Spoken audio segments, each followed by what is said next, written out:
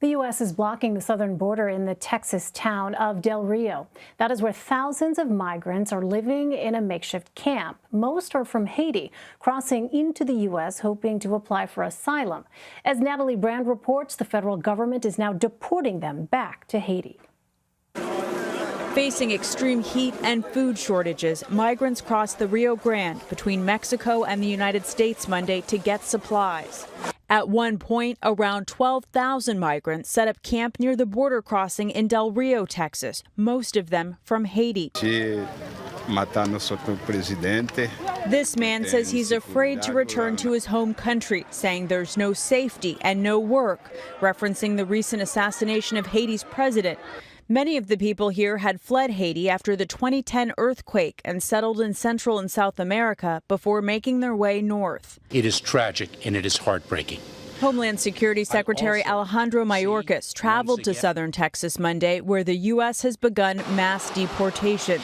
On Sunday, more than 300 Haitians, including families, were flown back. We have reiterated that our borders are not open and people should not make the dangerous journey. DHS is planning more flights this week, but officials on the ground say they want the federal government to do more. It takes too long to process an asylum claim.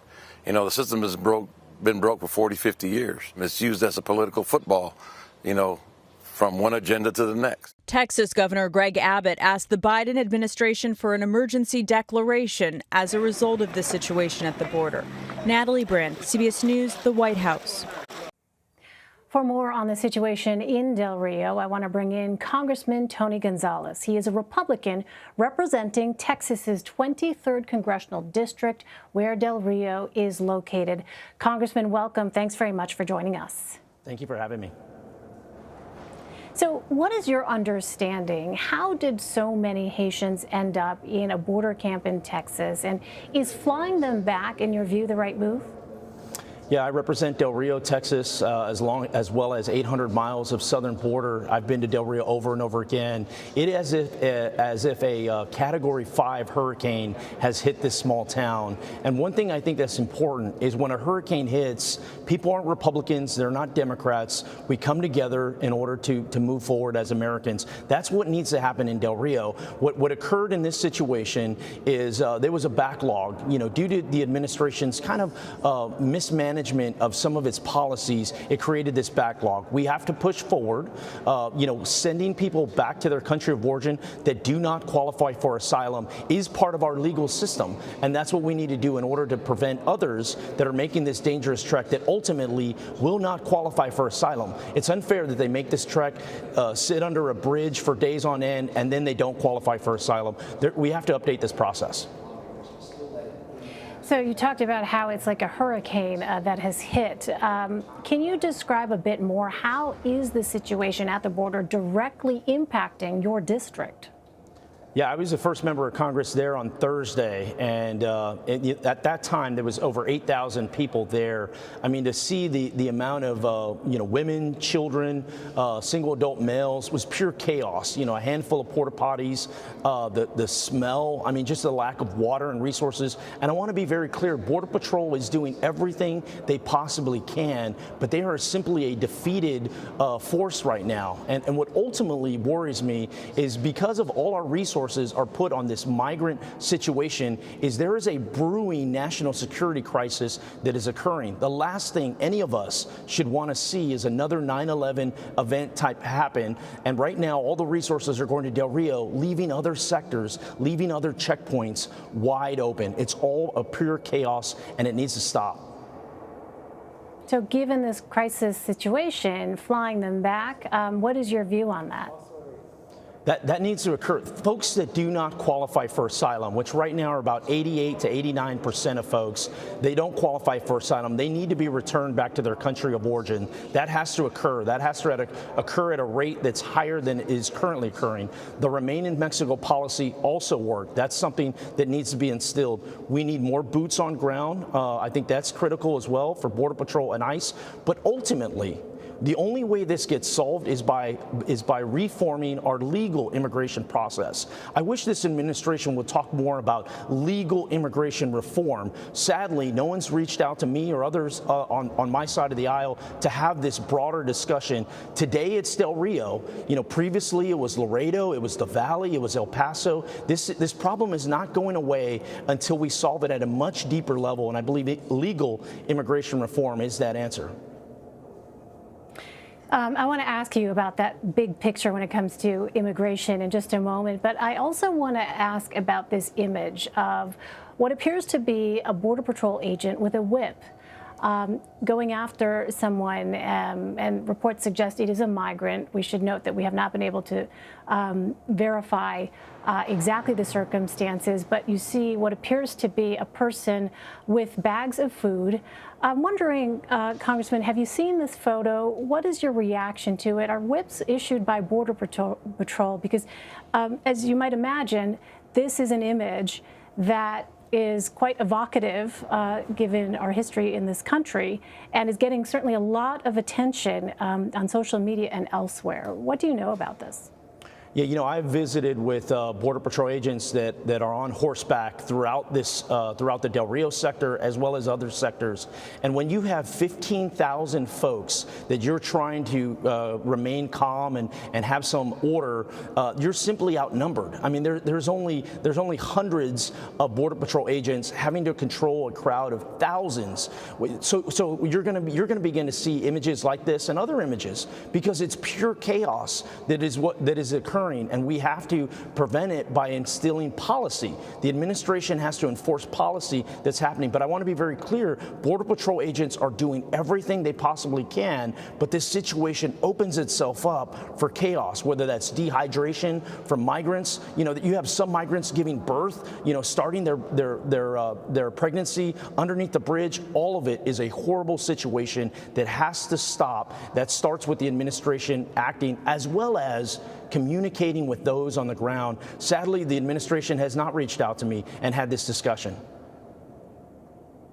All right, we have to move on, but I want to ask if there is any, in your view, potential for common ground between the state and the federal government here when it comes to this issue. As we heard in the previous piece, I'm not sure if you heard, but local law enforcement has talked about how in the past, this issue of comprehensive immigration reform hasn't happened. Whoever has been in charge, Democrat or Republican, this has been a very difficult challenge, as you well know. Is there, at this point, any area at all where you think there can be a point of agreement between state and federal officials on what to do to better handle the situation at the border? You know, I truly do believe this is an opportunity. The chaos has created an opportunity for both parties to come together. Anybody who's seeing these images should be terrified, should be mortified in what is occurring. None of us want to see these images, and it's up to politics. It's up to Congress. It's up to the White House to come together and have a more long-term solution to this. But that first starts by having a conversation. I mean, right now you've got a White House that is just dug in, not listening to those on the ground, not working with others to solve this problem. Today it's Del Rio, but this problem is not going away anytime soon. The last thing any of us want to see is anyone dying on our shores, making this dangerous trek, not to mention the residents of Del Rio. What about them? A small little town that has been turned upside down over and over again. We have to protect everybody involved in this situation, and that starts by having a conversation. I think people need to be bold. They need to pick up the phone and they need to have a conversation. My phone is always open for that conversation. I know that you worked with Democratic Congressman Elaine Quijano in introducing bipartisan immigration legislation. The Conservative Heritage Foundation says that legislation that you helped to introduce is, quote, rewarding President Biden for his border crisis, and that the only way forward is to reinstate Trump-era immigration policies. What is your response to that? And do you think that is what the majority of Republicans in your district would like to see? You know, I'm proud to work with Senator Cornyn, Senator Sinema, my good friend, Congressman Henry Cuellar, you know, 2 Republicans, 2 Democrats coming together to find a solution. The easiest thing to do is nothing. The second easiest thing to do is just to blame the other party for everything that's wrong. I would argue the most difficult thing to do is to find a solution. I think that the Bipartisan Border Solutions Act is the first of many things that need to happen in order to secure our border. Yes, I do believe the Trump policies did work, right? The Remain in Mexico policy, I would like to see that installed, right? The Title 42, you know, sending migrants back to their country of origin, that works, but there has to be a broader discussion on things. It can't just be one party determining everything, because all we'll get is the chaos that we see today. And what do you say, Congressman, to conservatives who would argue that solutions like the ones you're proposing only incentivize more people to cross the border illegally? Yeah, no, the Bipartisan Border Solutions Act doesn't incentivize people to come over. As a matter of fact, it adds immigration judges to the equation, which ultimately will get these cases seen at a quicker rate and ultimately return those that do not qualify for asylum back to their country of origin. But we are also a nation of immigrants, and we have to welcome those that are coming over here to live the American dream legally. The conversation should shift to a legal immigration reform system, not this stuck in on do we support illegal immigration. The answer we all should agree, we need a strong border security package to ultimately prevent us from having another 9/11, and we should have a legal immigration reform system that works, that encourages those that want to come over, that have that opportunity to do so in a manner that is productive, not having to go through cartels, not having to go through this chaotic environment, not having to live under a bridge for a week. All of that can happen. And just very quickly, have you heard from the Biden administration at all on your proposed legislation?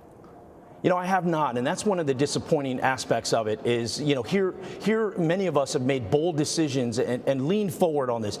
6 months ago, we dropped this piece of legislation. 6 months ago, we could see this hurricane coming, and yet the Biden administration has not reached out. Now, they have used some of the things that were in there. One of the pillars of the Bipartisan Border Solution Act was to add 400 ICE agents to the equation. The administration recently has done that, so that's an encouraging aspect of it. But there needs to be more dialogue. Every administration has had to deal with border security and immigration, and the Biden administration is no different. But you cannot deal with it alone. You have to listen to all parties involved. I represent 42% of the southern border. Henry Cuellar, about another 18 or so. Together, we represent over half of the southern border. You know, I would love to have more of a dialogue with all parties involved.